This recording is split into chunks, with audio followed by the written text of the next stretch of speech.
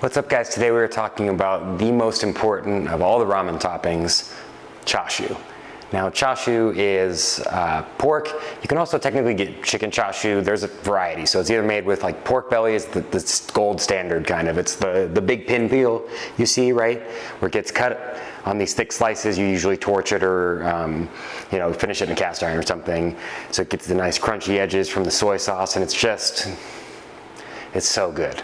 Chashu is, when done right, and it's so easy to do right, is one of the most beautiful things, whether it's in a bowl of ramen or just standalone. Like, I could eat just a log of chashu on its own, and I'd be a very, very happy person who would also have blocked probably all of his arteries. So there's that. But chashu, actually just like ramen, is, I'm not gonna say stolen, but borrowed from Chinese food, Chinese cuisine. So that is taken from char siu in Chinese, and I'm sure I butchered the pronunciation of that, but that is a typical pork dish from China that was co-opted by Japan when they started.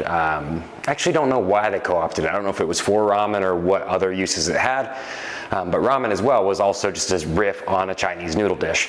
So it's one of those examples of kind of culture coming through multiple different regions, multiple different countries, and obviously now we have ramen as a staple here in America too. So I think the history of the dish is really interesting, that like chashu can be traced back to, right, China, Japan, here, kind of all around the world. But most importantly today we're going to talk about how you make it on your own so that you can throw it into a steaming hot bowl of delicious ramen.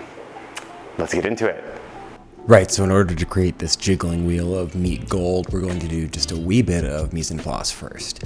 You'll need 15 grams of fresh ginger, peeled using a spoon like this, and then chopped coarsely. We're also going to need about 10 grams of peeled and crushed fresh garlic.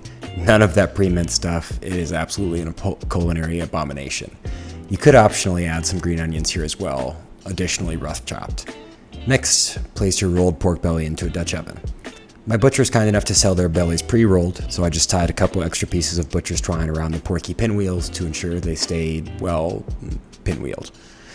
Once your pork is rolled and placed into their receptacle, you're going to add your garlic and ginger, 75 milliliters of light soy sauce, otherwise known as usukuchi, and 135 milliliters of standard shoyu.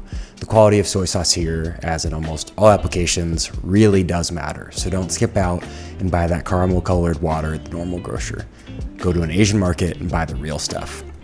You're also going to need 25 milliliters of both mirin and sake in the Dutch oven as well. Once everything is combined in your Dutch oven, you're going to add just enough water to cover the pork belly. Finally, you can add in about 15 grams of sugar. I personally like to use light brown sugar for this, but really anything will do. Transfer your Dutch oven to the stove and bring it all to a boil over high heat. Just like in our tonkotsu stock video, you're going to want to skim out any scum that rises to the surface. This ensures maximally pure pork flavors with none of that extra not so great stuff. Tend to be called like pork funk.